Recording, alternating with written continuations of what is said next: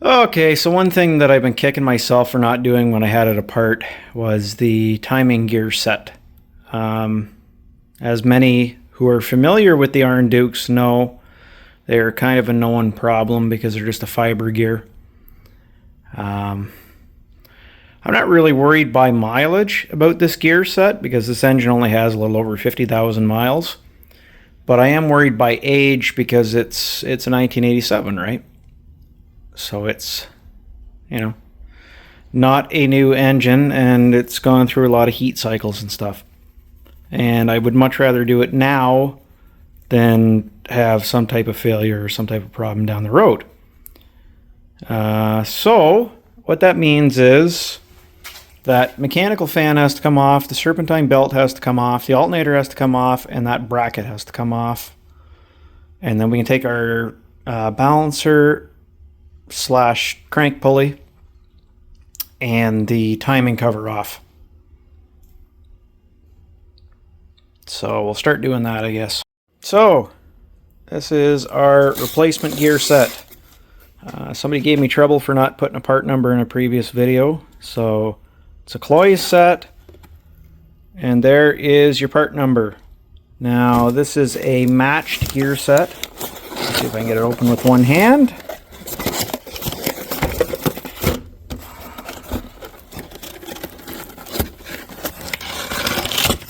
Alright, there we go. Now it's open. So it's our lower gear and our upper gear. And what it is, it's a steel gear for the crankshaft. It's an aluminum gear for the camshaft. So I'll show you some of the tricks to getting this particular set dealt with, because there is a couple tricks. Okay, first things first, if your truck was assembled, you would have to remove your radiator and the shroud, obviously, for the sake of access. If your truck's equipped with air conditioning, that's another thing to think about removing. So I'll take our belt off.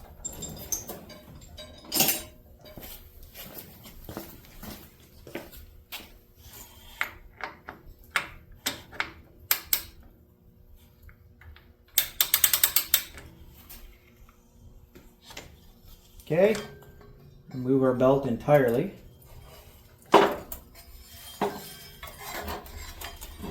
It can go back on later. Okay. Okay, we'll remove our fan, which I've already taken and cracked these loose. Yeah, loose-ish.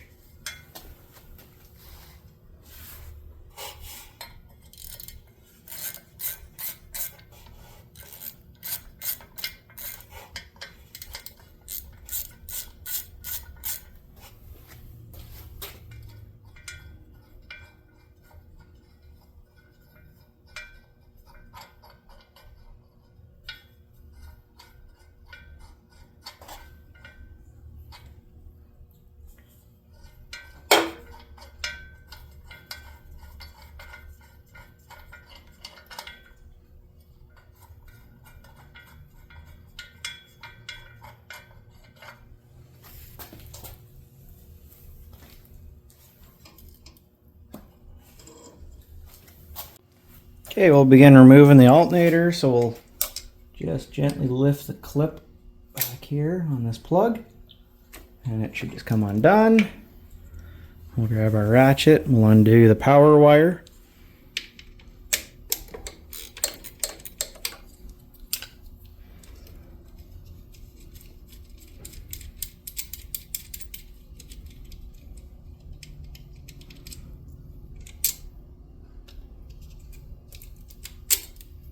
Okay, with that undone, we can take this wire down out of our way, along with that one. Put that nut back on there so we don't lose it. Now the next thing we're going to have to do is loosen this bolt off here. Take this one out of here, and there's the other one on that small bracket down the back here that also has to come out.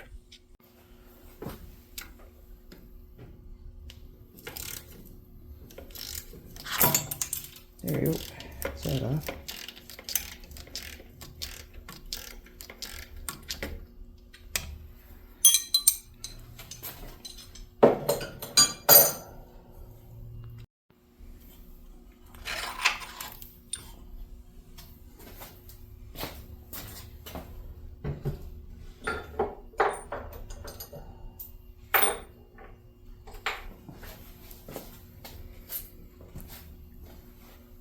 Okay, removing this bracket, we have 2 nuts here, and then down at the bottom here we have 2 bolts going through this bracket, and they're all 15 millimeter. For the sake of access, you're going to want to remove your lower radiator hose as well.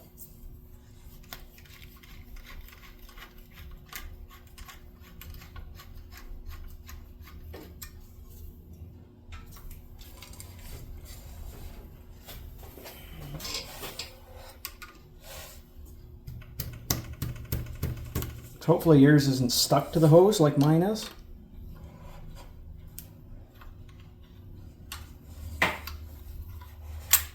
There we go.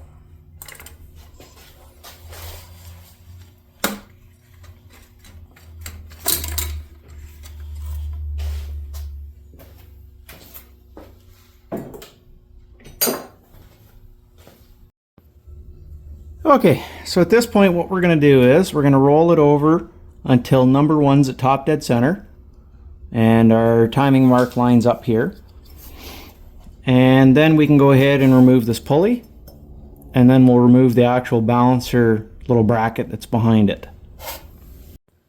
Okay, so with it at top dead center at 0 degrees, which is what this mark is here, now we'll take off this pulley and then we'll remove the pulley that's behind it.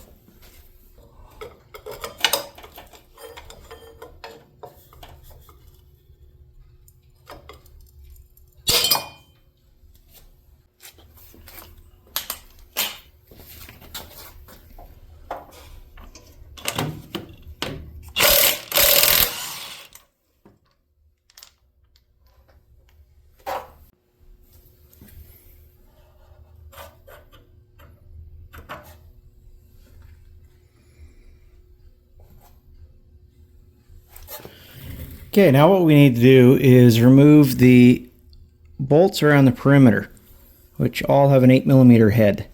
We're going to try and do it in such a way that we don't completely destroy the paint on the timing cover or anything, so that we don't have to go back and repaint it.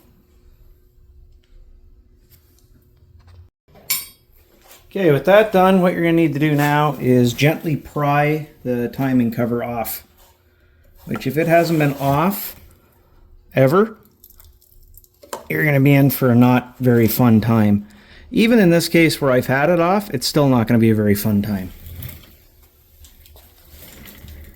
My best advice is just to be gentle and take your time. It's not a race.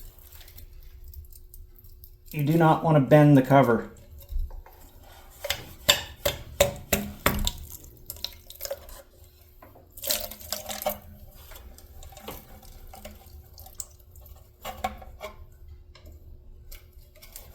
That's definitely not your goal here.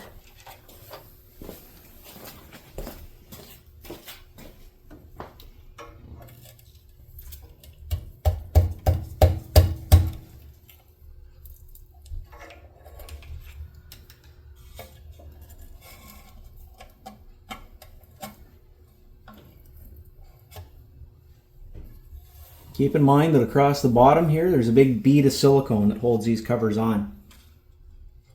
Okay, with it removed, this is your timing set.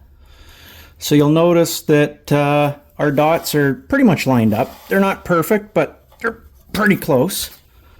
You'll also notice that down here we obviously have threads. Up here we do not.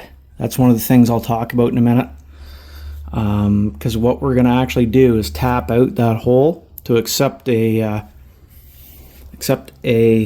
bolt, so we can press on the new one. But the first thing we have to do is remove what we have here. So I'm going to get it lined up just a hair better, and then we'll start working on it.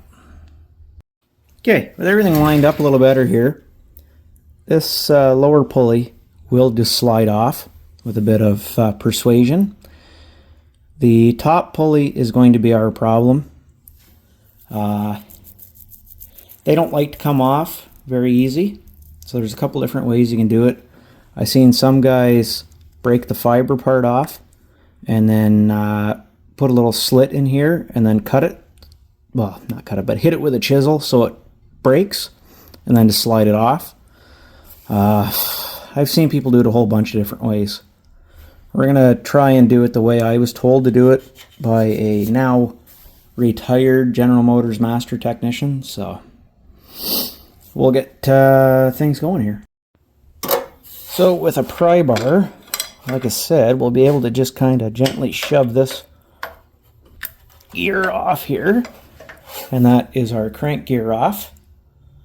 And it's not that badly worn at all, actually. Like I say, it's more the fiber gear that I'm worried about. So we'll get it off there. Okay, so what I ended up doing was taking the grinder to it. You'll see I taped off so nothing could get in the oil pan. And what we're going to do is, I'm going to take the grinder and make a little mark about probably 2/3 of the way across here. And then we'll split it with a chisel like we would a wheel bearing race. So let me do that. I don't like my camera getting showered in sparks, so I'll do that and then set the camera back up again. Okay, so with it off, the next thing we're going to do is we'll go ahead and we'll drill and tap the end of the cam for a 3/8 bolt. Okay, figured I'd show you. You'll see, sorry, I moved this light. You'll see that I've drilled a hole down in the center of the camshaft. And what we're going to do is we're going to tap that out to 3/8 coarse thread. Okay, so I'll take a little cutting oil. And we'll take our 3/8 tap.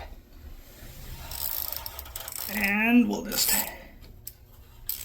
place it in position and we'll start making threads.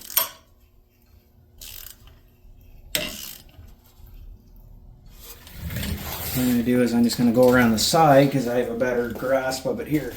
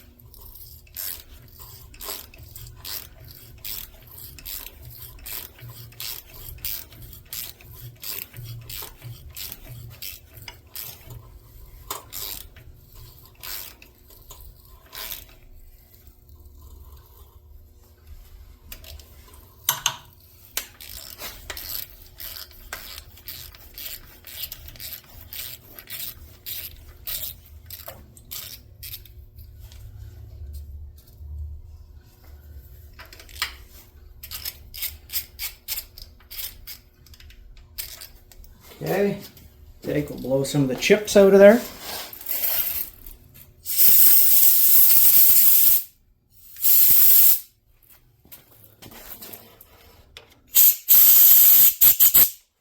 Okay, put our tap back in.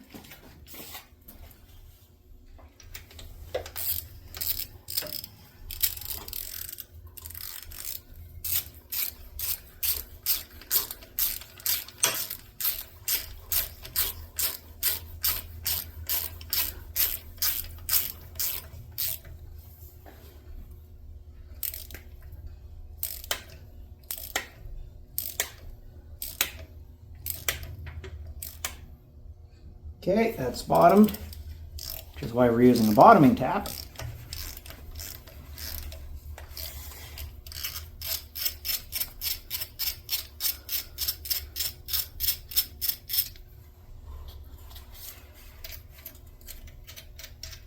Okay, clean the chips out. And we'll grab a bolt and see how it fits.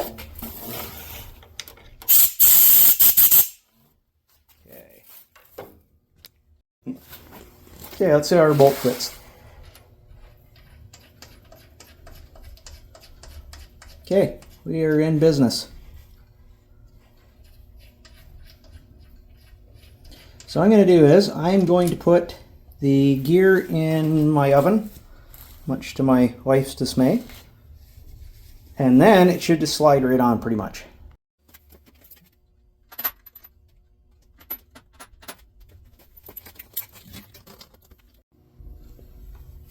Okay, so apparently when I hit record, I didn't hit record because I'm an idiot.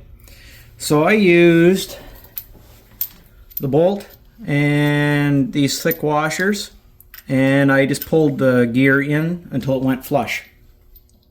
I did heat it up, and I got it about halfway on before it cooled down because I had to go all the way from the house out here, and it's -5, and well, heat dissipates pretty quick with aluminum, so I wasn't fast enough on the draw. That being said, it's on. We'll have to rotate our camshaft back a little bit because right now it's kind of spun around to, well, being out of time, but that's easy to fix. And we can slip on our crank gear. So let me get it back to where it should be, and we'll be laughing. Okay, so I get the oil pan cleaned up mostly. I still got a little more to do there, but I want to put this timing gear in. So I've taken and marked it with yellow paint. What we're going to do now is take and kind of push it on and get it lined up.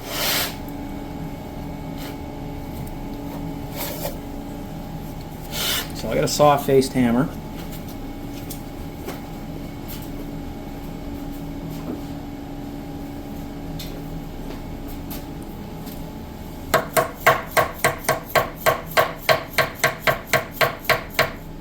Okay. Now what we're going to do is figure out, okay, this needs to be rotated just a hair. So I'll grab my big long rotation tool.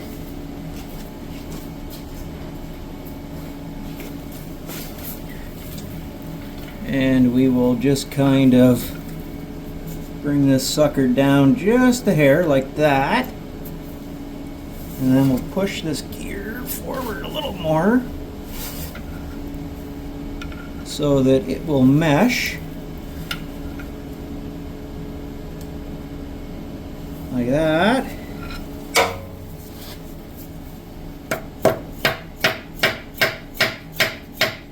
I'll tap this guy on.